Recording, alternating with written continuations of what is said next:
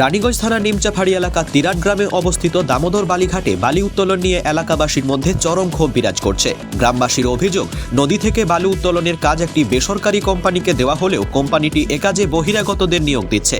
অন্যদিকে স্থানীয় যুবকরা কর্মসংস্থান থেকে বঞ্চিত হচ্ছে। আন্দোলনের সঙ্গে সম্পৃক্ত স্থানীয় নারী চন্দনা বাউরি বলেন, গ্রামের যুবকরা কর্মসংস্থান পাচ্ছেন না।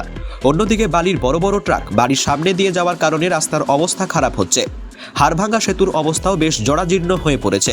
মেরামতের অভাবে দুর্ঘটনার সম্ভাবনাও বেড়েছে এবং উড়ন্ত ধুলাবালির কারণে মানুষ স্বাস্থ্য সমস্যার সম্মুখীন হচ্ছে।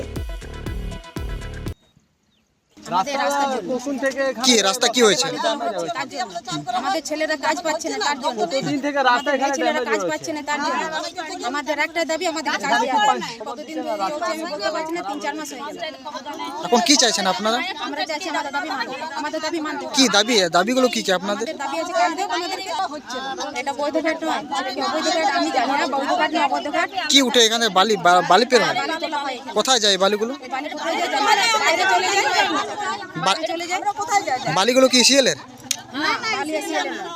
আন্দোলনকারীরা বলছেন, এই বালুঘাটে স্থানীয় যুবকদের কাজ না দেওয়া পর্যন্ত তাদের আন্দোলন চলবে। ঘটনার খবর পেয়ে পুলিশ ঘটনাস্থলে গেলেও এখনো পর্যন্ত ঘাট থেকে যান চলাচল বন্ধ রয়েছে। এর প্রতিবাদে গ্রামের মহিলারা রাস্তা অবরোধ করে বালু বোঝাই ট্রাক থামিয়ে দেওয়ায় ঘাট থেকে যান চলাচল সম্পূর্ণ বন্ধ হয়ে যায়। ব্যুরো রিপোর্ট, অ্যাক্টিভেশ বাংলা, রানীগঞ্জ।